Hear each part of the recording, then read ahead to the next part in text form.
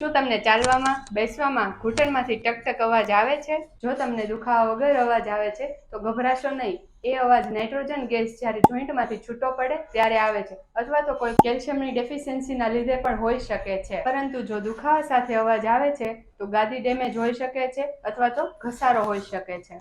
આના માટે તમે ફિઝિયોથેરાપીનો કોન્ટેક્ટ કરો, જે તમને દર્દનાક અવાજમાંથી બચાવી શકે છે. તો આજે જ તમારા નજીકના સુરત ફિઝિયોથેરાપી ક્લિનિકની અવશ્ય મુલાકાત લેવી.